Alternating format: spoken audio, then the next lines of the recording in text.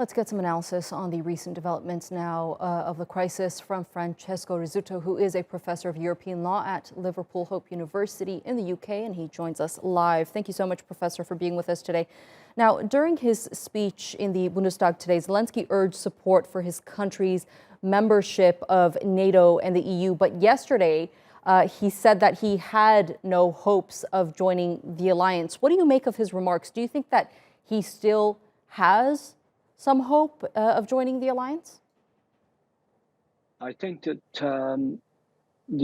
any hope of joining NATO is gone, and he's admitted that as much, primarily because NATO will find it very difficult to accept him. However, a closer relationship with the European Union and eventually membership of the European Union in, let's say, a decade or so, might be more possible. I think that his main focus has to be, though, on the story that emerged in the Financial Times yesterday, where the Russians appear to be offering the Ukraine a compromise. In other words, no NATO, no military forces on Ukrainian territory, no alliances like NATO, but you can keep your army, which is a sort of way out. So those are the best prospects, really, for the Ukrainians to emerge from this with some semblance of sovereignty. But of course, what happens to the Donbass, the Russians are not going to give that up. What happens to the Crimea, the Russians are not going to give that up. So these are the sticking points. But so just to conclude this reply to you, an outcome that was like Austria's, for example, would not actually be that bad, all things considered. That actually brings me to my next question. We heard the Kremlin say yesterday that Ukraine could keep its neutrality by opting for a military model that is similar to Sweden's and Austria's. Can we see that agreement being made during negotiations between the two sides? I think that it's possible. The problem is that I don't actually believe that the Russians are going to stop attacking until they feel they have a greater territorial purchase. And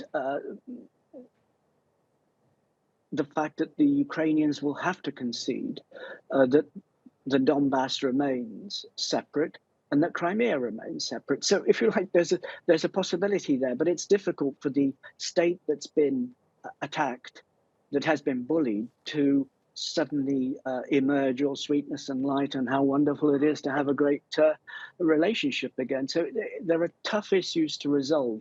But if the Russians are serious about this 15-point compromise and so on, there might be some purchase.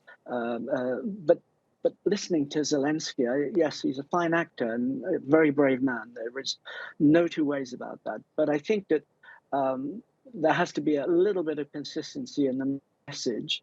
And, you can't, on the one hand, expect Western Europe and NATO to go to war because of the Ukraine. And I think people have got to be honest and say that. We're not going to do that, but we will help in all other ways. Going back to your point on the Donbass region and Crimea, that would mean having to redefine borders between the two countries, which is a drastic measure. Now, let's talk a bit about these negotiations that have been ongoing between the two sides. There are efforts from world leaders to ensure a ceasefire is implemented as soon as possible, a crucial step in allowing humanitarian aid into the country and, of course, the safe exit of refugees out of the country.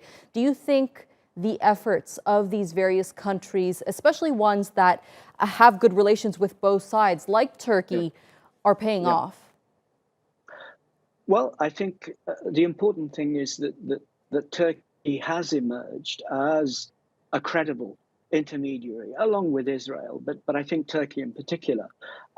Look, as long as channels of communication remain open, it will be interesting to see what emerges from the visit to Kiev and on the previous day, the visit to Moscow of the Turkish foreign minister.